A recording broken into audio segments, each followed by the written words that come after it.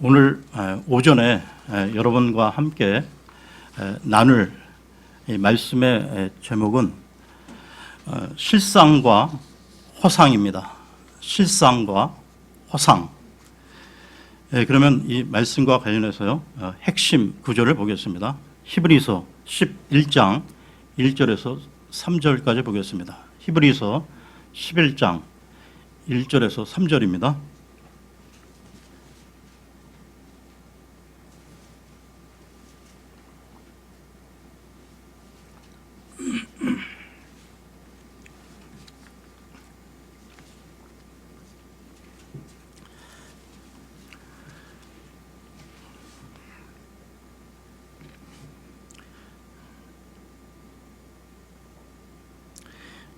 이제 믿음은 바라는 것들의 실체요 보이지 않는 것들의 증거니 그것으로 장로들이 좋은 평판을 얻었느니라.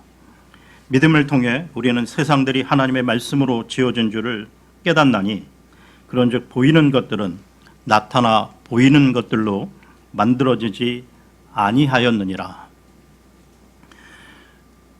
이 세상에는 우리의 눈에 보이는 것과 보이지 않는 것이 있는데요. 눈에 보이는 세계는 물질 세계라 하고 눈에 보이지 않는 그 세계는 영적 세계라고 합니다. 그러니까 믿음의 영역은 이 물질 세계가 아니고 보이지 않는 세계인데요. 그러니까 보이지 않는 것을 보는 것, 이것이 믿음이라 할 수 있습니다.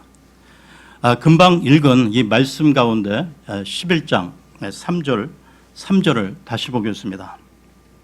믿음을 통해 우리는 세상들이 하나님의 말씀으로 지어진 줄을 깨닫나니 그런즉 보이는 것들은 나타나 보이는 것들로 만들어지지 아니하였느니라.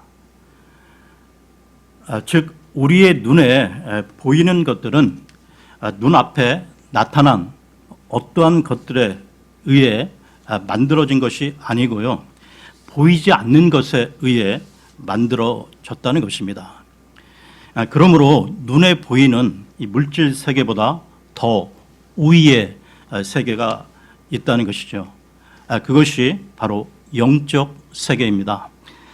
그러므로 우리는 눈에 보이는 현상만을 보고 판단해서는 안 되고요, 현상이 일어나게 만든 깊은 본질적인 것에 대해 관심을 기울여야 한다는 것입니다.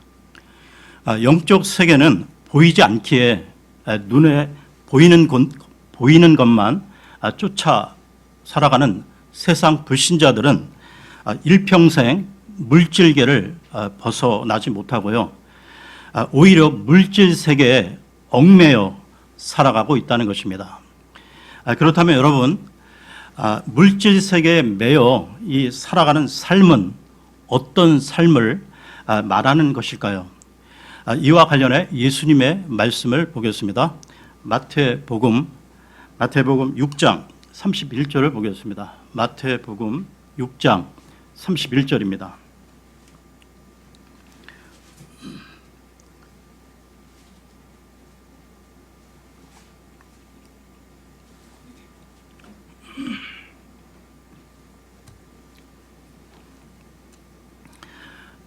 그러므로 염려하여 이르기를 우리가 무엇을 먹을까, 혹은 우리가 무엇을 마실까, 혹은 우리가 무엇을 입을까 하지 말라.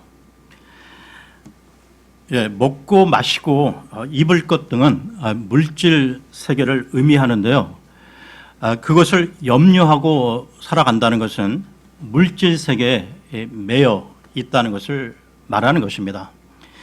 그래서 예수님께서는 우리들에게 그 세계에 매여 있지 말고 다음 것을 구하라 하셨는데요. 계속해서 6장 32, 33절을 보겠습니다. 32, 33절입니다.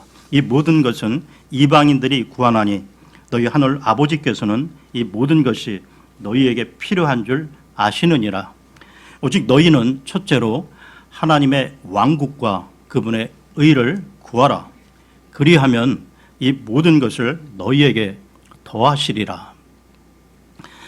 그러니까 예수님의 이 말씀은 우리 믿는 사람들이 물질 세계를 넘어 영의 세계, 하나님의 왕국의 개념에 눈을 뜨라는 의미입니다.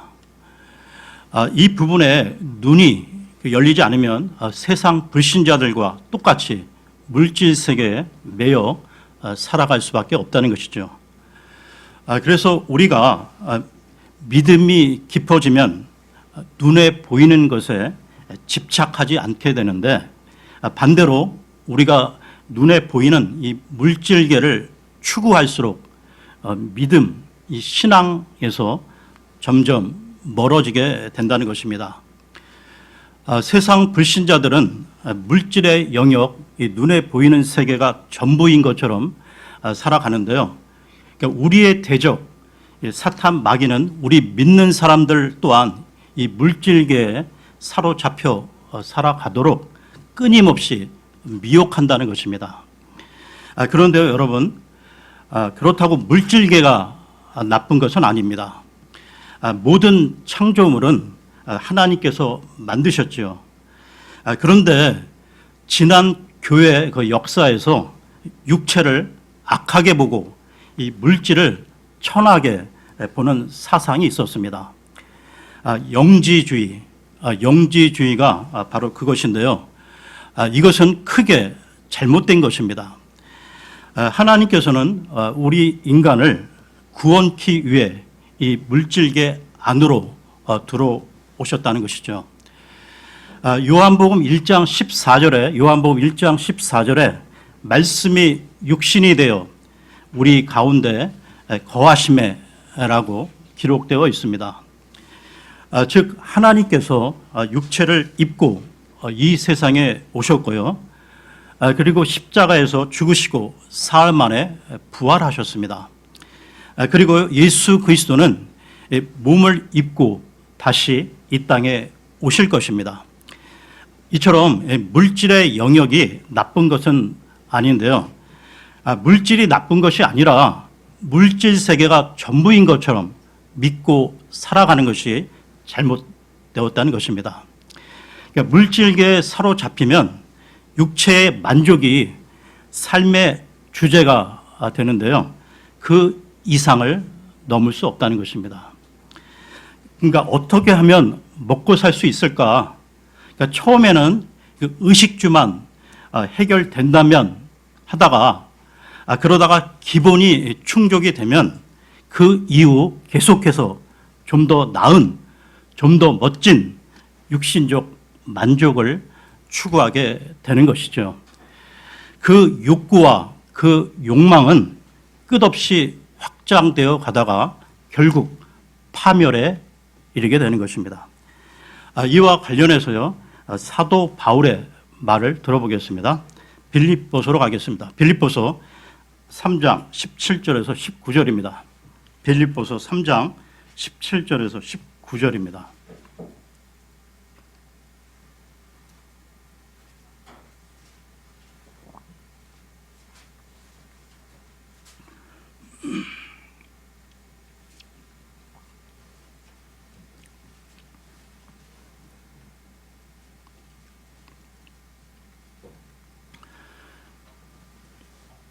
형제들아, 너희는 함께 나를 따르는 자가 되고 또 너희가 우리를 본보기로 삼은 것 같이 그렇게 걷는 자들을 주목하라.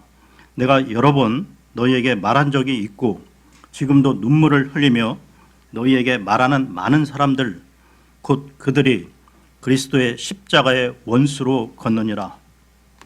그들의 마지막은 파멸이요 그들의 하나님은 그들의 배요 그들의 영광은 그들의 수치스러운 일에 있고 그들은 땅의 일들을 생각하느니라. 이처럼 세상 불신자들은 자기의 배가 하나님이기에 망할 수밖에 없다는 것이죠. 그래서 유명한 소설가 이 오스카 와일드는 이런 말을 남겼습니다. 신들이 우리를 벌주고 싶을 때에는 우리의 기도에 응답해 준다라고요.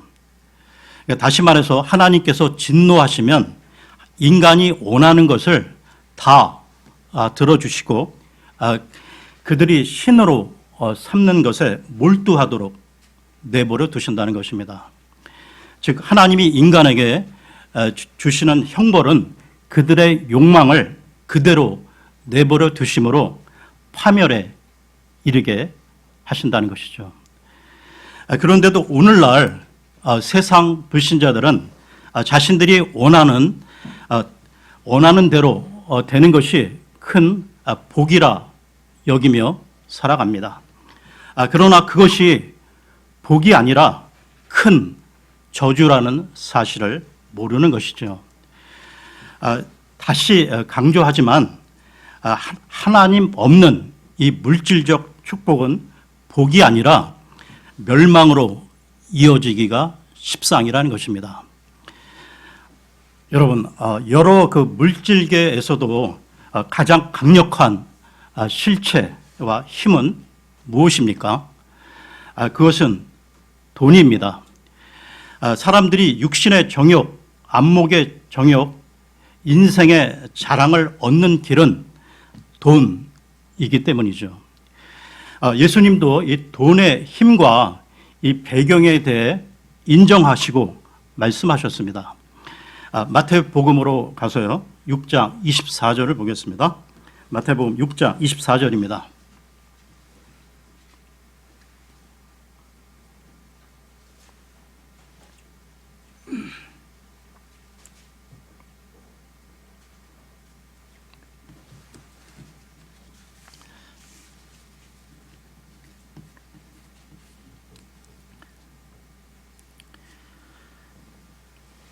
아무도 두 주인을 섬길 수 없나니 이는 그가 한 주인을 미워하고 다른 주인을 사랑하거나 혹은 한 주인을 떠받들고 다른 주인을 업신여길 것이기 때문이라. 너희가 하나님과 만몬을, 이 돈의 신 만몬을 겸하여 섬길 수 없느니라. 여러분, 세상 사람들 한번 보십시오. 모든 것을 돈으로 해석하고 돈의 논리에 따라 행동하는 사람들을 우리는 주변에서 무수히 보고 있습니다. 그러나 우리에게는 육체만 있는 것이 아니라 영과 혼이 있지요. 그래서 우리는 물질계의 것으로만 만족할 수 없다는 것입니다. 사람은 영적인 존재이기에 아무리 물질적으로 채워도 진정으로 만족할 수 없다는 것이죠. 그래서 세상 불신자들은 그 내면의 허전함, 그 공허함을 세상 것, 술이나 마약이나 쾌락으로 채워보다가 결국 절망에 이르게 된다는 것입니다. 그런데요, 이 불신자뿐만 아니라 믿는 사람 가운데 구원은 받았지만 영적으로 약한 사람은 여전히 육체적 이 만족을 추구하는 그 삶에서 벗어나지 못하는 사람들이 있습니다. 즉 육신적 그리스도인 경우인데요. 그러니까 육신이 강하고 그 영이 약하기 때문입니다. 그래서 믿지 않는 그 세상 불신자들과 별반 다르지 않게 차이가 없게 살아간다는 것이죠. 그래서 우리 믿는 사람들은 경건의 모양만이 아니라 경건의 능력을 갖추어야 육신에 끌려다니지 않는다는 것입니다. 그러니까 오늘날 사람들은 이 거짓 그 메시지에 세뇌되고 오염되어 돈이라면 모든 것을 할 수 있다는 생각을 갖고 있는데요. 그것은 마귀가 이 뿌려놓은 거짓 메시지입니다. 여러분, 정말 그 소중하고 가치 있는 것들은 돈으로 얻을 수 없다는 것이죠. 돈으로 참 기쁨과 참 평안과 참 만족을, 참 행복을 살 수 없다는 것입니다. 여러분, 그 한 연구 기관에서 이 임금, 그 페이에 따라 그 행복의 차이가 있는가 하고 조사 연구를 해봤는데요. 처음 얼마간은 미세한 차이가 있지만 시간이 갈수록 행복의 차이가 거의 없다고 밝혀졌습니다. 그러니까 오히려 그 재산이 늘어날수록 또 다른 문제가 찾아온다는 것이죠. 이에 대한 지혜자의 말을 들어보겠습니다. 전도서로 가서요. 전도서 5장 10절에서 13절까지 보겠습니다. 전도서 5장 10절에서 13절입니다.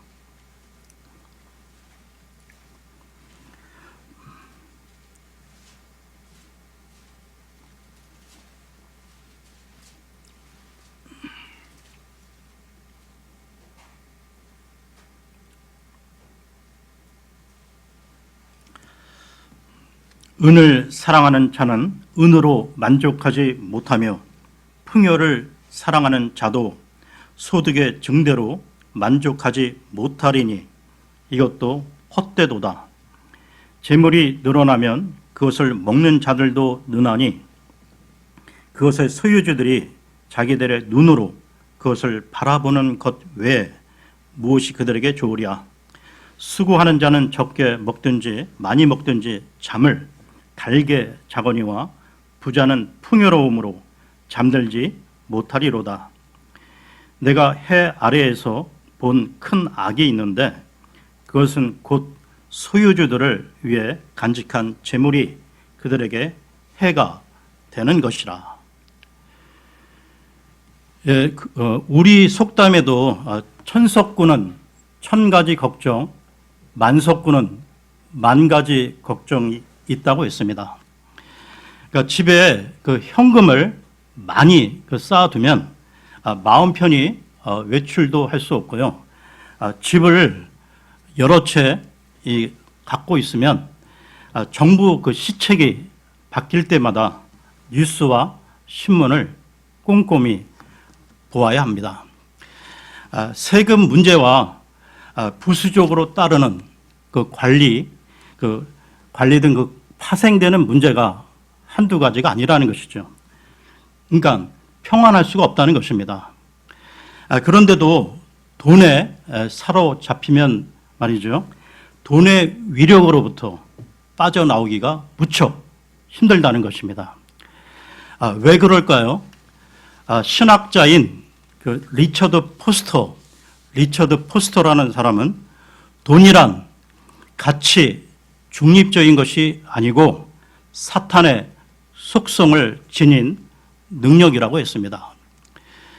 타락한 시대 속에 눈에 보이는 것을 추구하는 이 세상 속에서 돈은 더 이상 가치 중립적인 것이 아니라는 것이죠. 여러분, 예수님께서는 천년 왕국과 하늘나라, 지옥, 그리고 기도에 대해서도 많이 말씀하셨지만 돈, 소유, 이 물질에 대해서도 많이 언급하셨습니다. 예수님께서는 이 돈을 하나님과 맞서 비교할 정도의 강력한 실체로 보셨는데요. 이를 통해 돈이 얼마나 무서운 것인가를 알 수 있습니다. 돈은 이 물질계를 지배하고 있는 가장 강력한 신으로 여기에 사로잡히면 빠져나오기가 쉽지 않다는 것이죠. 그러므로 구원받은 우리가 이 물질계를 사로잡는 돈의 논리에 붙잡히지 않고 살아가려면 영의 세계에 눈이 열려야 한다는 것입니다. 여러분, 믿음이란 이 물질 세계와 영적 세계가 있다는 것을 아는 것이고요. 더 나아가 물질 세계와 영적 세계를 구분할 줄 아는 것입니다. 그리고 물질 세계와 이 영적 세계를 구분하는 것으로 끝나서는 안 되고요. 더 나아가서 영적인 것을 추구하며 살아가야 한다는 것입니다. 여러분, 영적인 것을 추구한다는 것은 우리를 창조하신 이 하나님께서 원하시고 기뻐하시는 삶을 우리가 살아가는 것이죠. 믿음의 원리를 따라 살다 보면 더 이상 이 물질계에 매이지 않게 됩니다. 여러분, 기도하는 사람, 말씀에 사로잡혀 살아가는 사람은 영적 세계에서 살아가는 사람들이죠.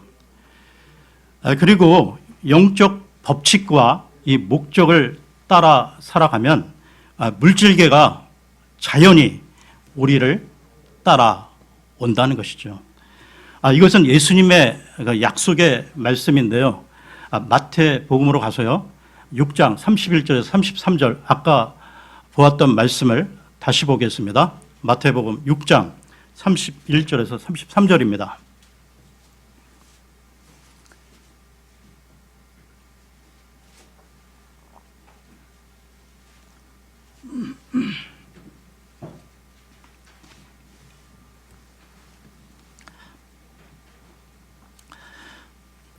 그러므로 염려하여 이르기를 우리가 무엇을 먹을까 혹은 우리가 무엇을 마실까 혹은 우리가 무엇을 입을까 하지 말라. 이 모든 것은 이방인들이 구하나니 너희 하늘 아버지께서는 이 모든 것이 너희에게 필요한 줄 아시느니라. 오직 너희는 첫째로 하나님의 왕국과 그분의 의를 구하라. 그리하면 이 모든 것을 너희에게 더하시리라. 오늘 그 말씀의 제목이 실상과 허상인데요.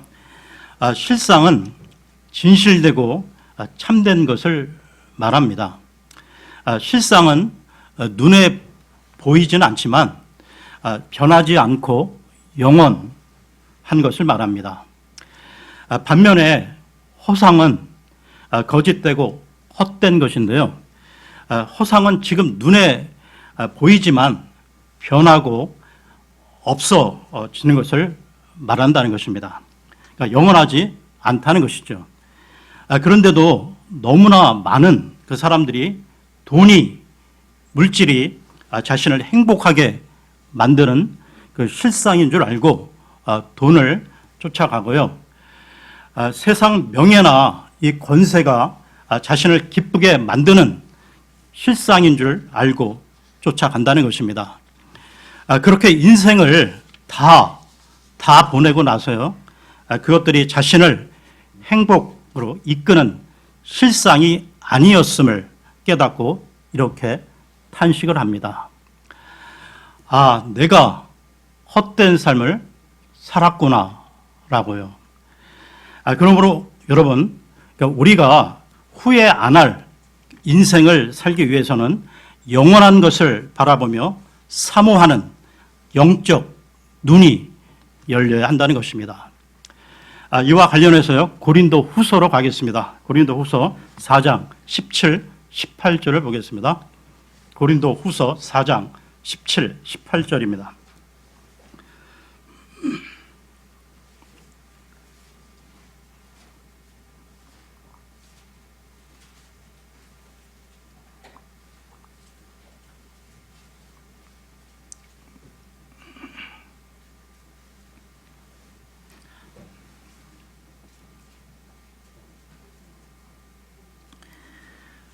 우리가 잠시 받는 가벼운 고난이 우리를 위해 훨씬 더 뛰어나고 영원한 영광의 무거운 것을 이루느니라.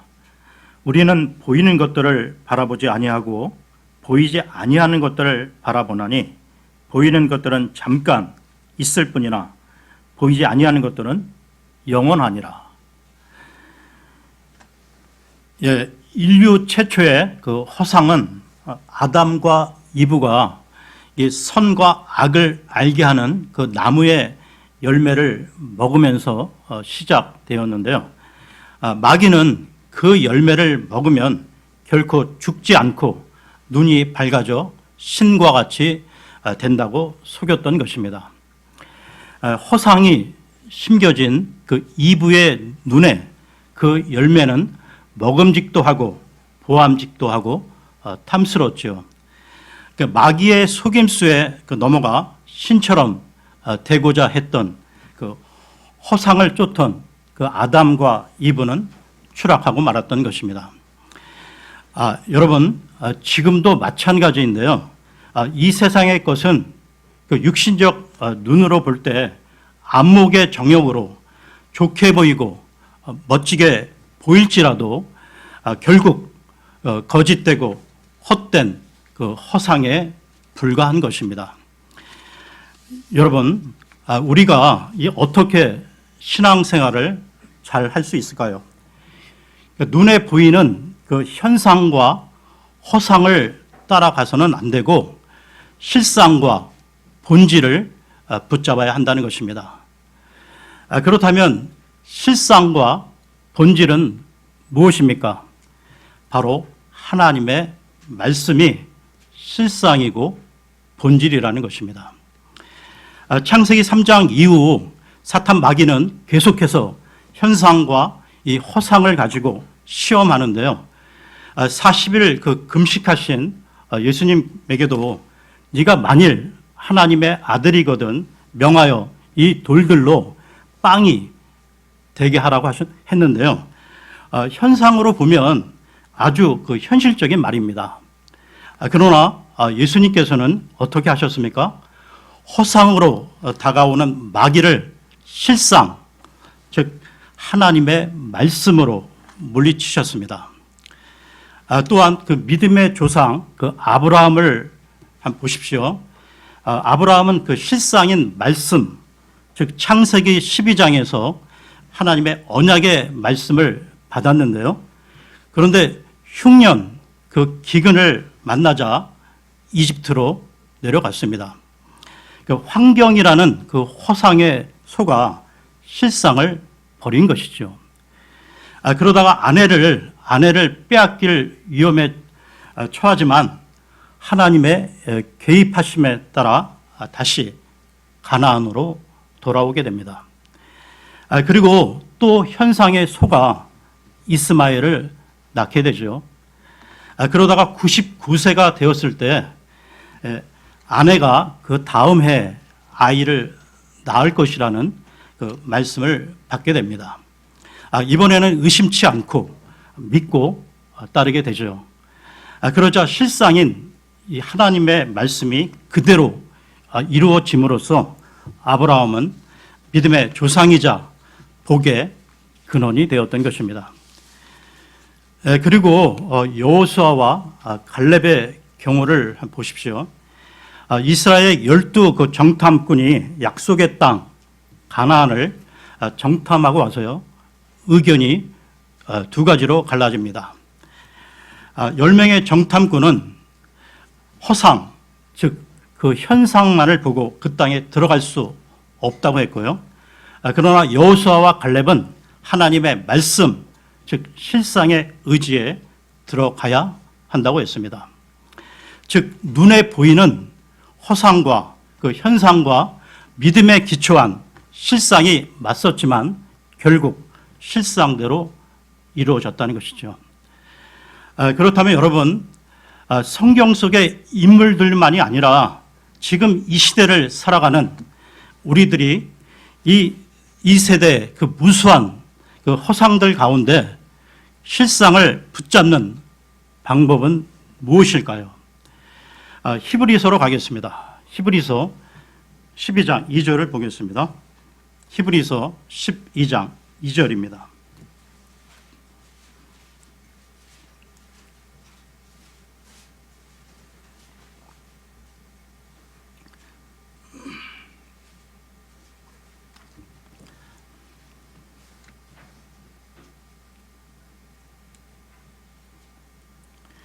우리의 믿음의 창시자요 또 완성자이신 예수님을 바라보자. 그분께서는 자기 앞에 놓인 기쁨으로 인해 십자가를 견디사 그 수치를 멸시하시더니 이제 하나님의 왕자 오른편에 앉으셨느니라. 여러분, 우리가 실상을 붙잡는 방법은 오직 예수 그리스도를 통해서라는 것이죠. 예수 그리스도의 실체와 관련해서 요한복음 1장 1절을 보겠습니다. 요한복음 1장 1절입니다.